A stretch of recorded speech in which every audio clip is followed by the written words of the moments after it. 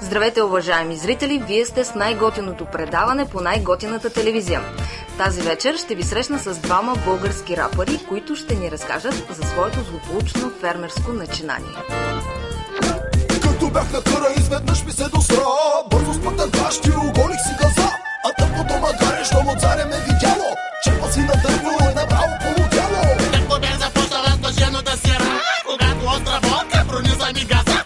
Гърба ми бе притиснат от костта с лъжки ми и тогава аз разбрах, че магаре ме ебе. Скъпано магаре, ти си педерас. От цялата ми ферма, защо пак точно аз? Тъпото животно с огромния си меч. Напълни ми газа, догоре с кереч. Какво е той магаре, бе, какъв е то спетал?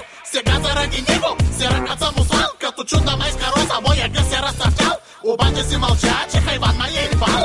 Опа, чубан рап. И на село е добре. Чубан рап. Що магарето и бие. Чубан рап. Всичко тук е 6. Със свинята в пътно шест. Опа, чубан рап. И на село е добре. Чубан рап. Що магарето и бие. Чубан рап. Всичко тук е 6. Влизам в кокошарника да събера яйцата. Гадния петел ма клъбна по матята. Болката бе страшна, но веднага го настигнах. Зъбрата го хванах и в крътката го шибах. Вчера кой няма ритна в главата, направо с резачката отрязах му краката.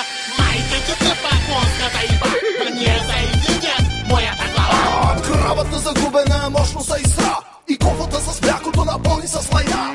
Пана ми пернето и изкарах и душата. Млатих я в главата с правата лопата. Моята свиня отново се разгони, кочината разкова и с двора ма подгони. Бягах 4 часа и останах абесилия, оная ма настигна, има и засилие. Опа, чубан рап. И на село е добре. Чубан рап. Що магарето и бие. Чубан рап. Всичко тук е 6. със свинята в пътно шест. Опа, чубан рап. И на село е добре. Чубан рап. Що магарето и бие. Чубан рап. Всичко тук е 6.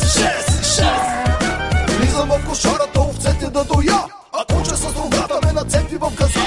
Майка ти тъпа, овче да еба. Още утре обещавам, че ще станеш с дърва. Върчетата из двора, майка им перната, сменя си е бабата ми треската главата. Купих си въздушна пушка, сеща се нали, тресливите им трънки ще напълня с тъчме. Събаря рано, отдигам хори майка. А вътре е жената с точилката ма чака. Еба, ти живота бе, нема оправия. Да не може за закуска, да изпише на ракия.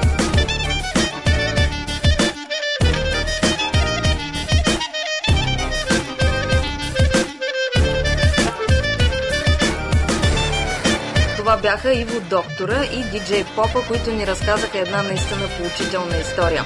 Гледайте и на вас да не ви се случи същото.